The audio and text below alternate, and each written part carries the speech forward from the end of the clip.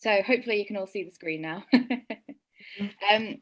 So my paper is really a bit of a whistle-stop tour through my PhD research, which, as Iris said, I submitted last year to the Department of Archaeology, and it was focused on evaluating prehistory museum displays across England. So first of all, what exactly do I mean by prehistory? Prehistory means so many different things to different people. You might have in your mind that sort of classic Raquel Welch fur bikini film poster. You could be thinking of that stereotypical hunched over hairy caveman holding a club, or perhaps maybe the Flintstones living alongside dinosaurs, or maybe the recent Aardman animation, Early Man. It means so many different things. And that's why I'm so interested in it, because there are lots of misconceptions and confusion surrounding the concept of prehistory. But what I mean by prehistory is sort of the standard definition of all human history before the beginnings of writing. So it accounts for almost 99% of human history. So in the context of Britain, it starts around 900,000 years ago with the first evidence for humans and extends all the way up to AD 43 with the arrival of the Romans, and where we traditionally place that boundary between the written record of prehistory versus history. So you can see it's a really extensive period of time. And so we split it up into three technology-based ages: Stone Age, Bronze Age, Iron Age, and then we split those up even more. But there is a disproportionate relationship between the representation of this massive period of time and how it's represented in our museums. So that's why I was really interested in evaluating the representation of prehistory. So first of all, I wanted to gain an understanding of what public perceptions of prehistory there are. What do the public think about prehistory before they even encounter the displays?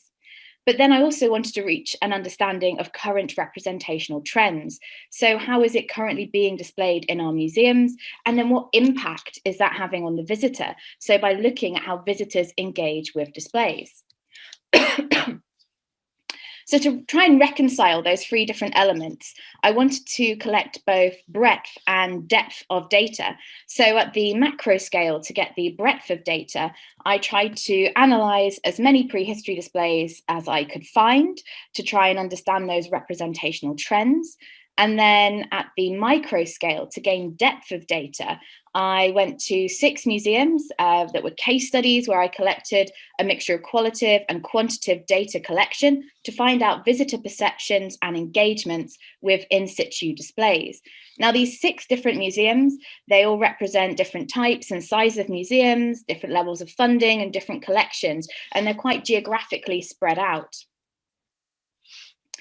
So to help me standardize my evaluation, when it came to analyzing the prehistory displays and recognizing those display trends, I recorded a series of 13 display variables.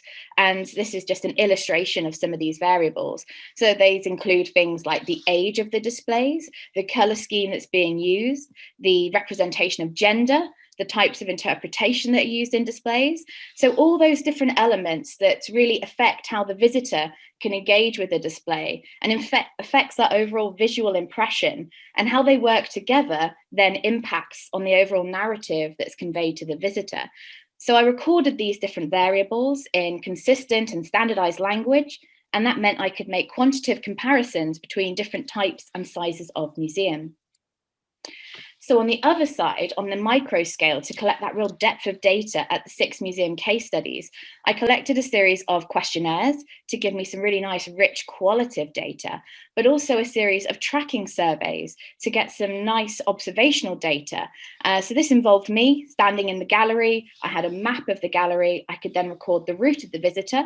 I could record how they interacted with the space, where they stopped, how they engaged with the space, and how long they were there for. So I could then work out the average visitor frequency for each display element and the average amount of time spent at each display element. So in summary, I managed to record those 13 variables of display at 173 museums, and that equates to roughly 72% of prehistory displays in England. This involved a lot of travel and being in contact with a lot of museum professionals who were incredibly helpful. And then on the other side, to collect that depth of data at the 6 museum case studies, I spent just over 240 hours collecting surveys from 718 visitors. So what did I find out? So in terms of public preconceptions of prehistory, I asked a very open-ended question: what does prehistory mean to you? And from the responses, they were incredibly variable. And this word cloud really nicely illustrates that. There aren't very many words that come up particularly large because there are very few concepts that are shared by respondents. Overwhelmingly, when it came to coding the responses, 41% expressed some form of uncertainty. So they're either talking about pre-human history, perhaps talking about dinosaurs. Maybe they are confusing prehistory and history and talking about more modern events. Or perhaps they are explicitly saying they don't have any understanding really of what prehistory is. So that's a really significant number that are quite uncertain about what prehistory is. 24% were able to name specific prehistoric periods, and the free age system was quite popular. So Stone Age, Bronze Age, Iron Age came up quite a few times. And then 23% understood it as being before the beginnings of writing. So there's a general understanding of how prehistory is defined and that it's associated with these free technology-based ages. But beyond that, there are very few shared concepts about what prehistory means. But what about how it's represented in our museums? I said at the start that there's this disproportionate relationship between the amount of prehistory on display compared to the time period it represents. And this is really nicely illustrated in this graph here, where you can see that 35% of the museums that I went to displayed their prehistory in one case or less. So that's one case or less to represent nearly 1 million years of human history. And then 28% representing prehistory in 2 to 3 cases. So you can see, particularly when you compare it to later time periods, where perhaps maybe just a decade can get an entire room dedicated to it in a museum, that prehistory often doesn't get very much display space in our museums. And because museums like to focus on a chronological framework to guide the visitor through displays, there's very much a reliance on that free age system, that Stone Age, Bronze Age, Iron Age. And because of this focus on these technologically based ages, it's very much a focus on tool technology within the displays themselves. And what this does is it serves to restrict the narratives that we associate with our earliest past. So I'll highlight this by looking at some text panels. So the Paleolithic is the earliest period of prehistory. And of all of the Paleolithic themed text panels I found, I identified 23 different narratives that are used to convey the Paleolithic. And this graph illustrates those most popular narratives. So you can see there's a focus on first people, human evolution, landscape, the Ice Age, technology, Pleistocene fauna, so sort of animals around at the time. But we're not really getting the full story of Paleolithic life from these narrative themes. There's nothing here about the social side of life or burial or cave art.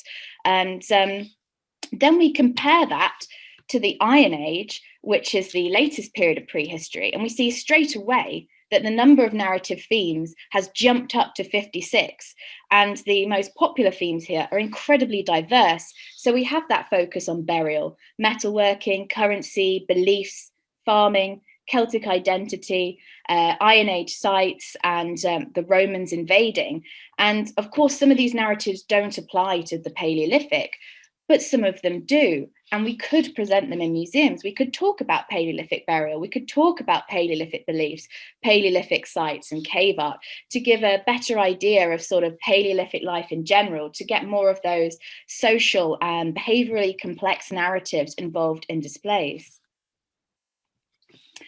And the final trend that I just want to highlight is the misrepresentation of gender. So quite often women aren't present in prehistory displays. And when they are present, quite often they've got their back to you, they've got their hair in front of their face, quite passive facial expressions, and they're almost exclusively associated with the domestic sphere. So they're looking after the children, they're making the clothes, they're making the food. So they are participating in those sort of stereotyped gendered roles, those traditional women's work roles. And there is no archaeological evidence to support these gendered stereotypes. And these were highlighted as an issue back in the 1980s, and yet we still see it in displays today. So I found that 63% of the visuals that depict men and women still represent them in stereotyped roles, and that 27% only depict men. There's still women are absent from displays in quite a lot of museums. So now moving on to the visitor engagements, how do the visitors engage with the in situ displays?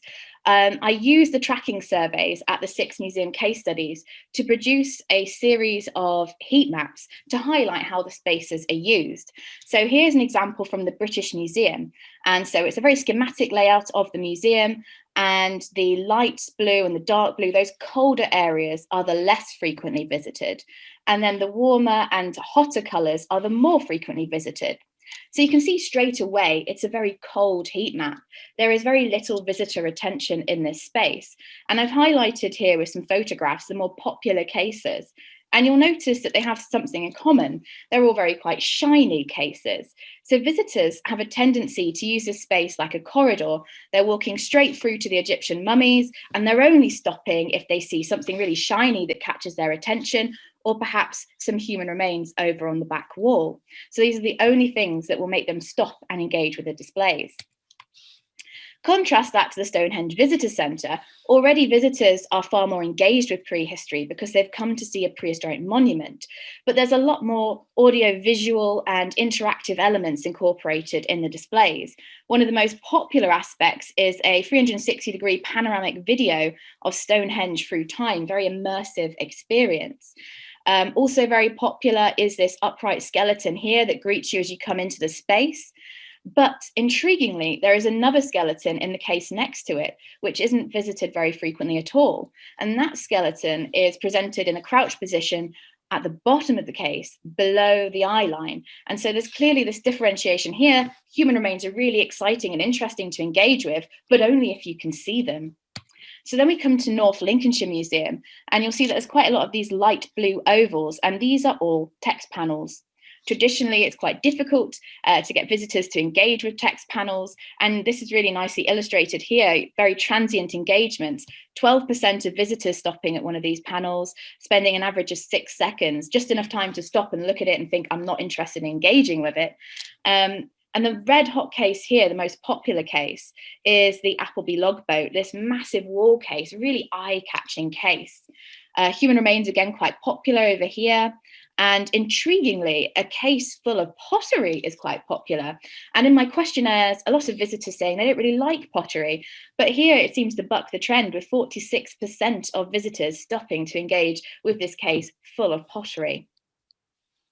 At Torquay Museum in Devon, we see a lot of engagement with this central interactive of all ages, and a lot of interaction with these cases, which see a mixture of artifacts, human and animal remains. So it's not just human remains that are popular to engage with, it's also animal remains too. And then we come to Weston Park Museum in Sheffield. Again, another large case here is quite popular, and this interactive roundhouse, popular with 58% of visitors going straight into this roundhouse to engage with it. And then the final case study was the Great North Museum. Now, much like the British Museum, it's laid out like a corridor, and this one has lots of entry and exit points as well. So it's quite difficult to retain visitors in the space. So there's only one red hot case here, and it's an open display, and it's this really tall cast of a deer. So first of all, it's very eye-catching, and you can see it from most entry points into the space, but also it's animal remains again. So what we see overall is that popular displays are really visually demanding displays. It's those visible shiny objects, those skeletal remains, whether they're human or animal, immersive audiovisual experiences, those tall cases that almost take up an entire wall, and interactives also being very popular, giving you that physical connection. Unpopular displays are text panels, cases below eye level, and something I didn't really get a chance to talk much about, so lack of a distinct route. And this came out really strongly in the questionnaires, where visitors get quite confused if there isn't that strong narrative that they can follow through the displays. And also daily life cases aren't very popular because they're usually full of pottery. But I found an interesting contrast here between visitors saying they're really interested in learning about daily life, but then how this interest is catered to in museums is usually cases full of pottery, which they say they don't normally like. So it's an interesting disjuncture there. So that was the end of my whistle-stop tour. Thank you very much for listening, and I'll look forward to answering any questions that you may have.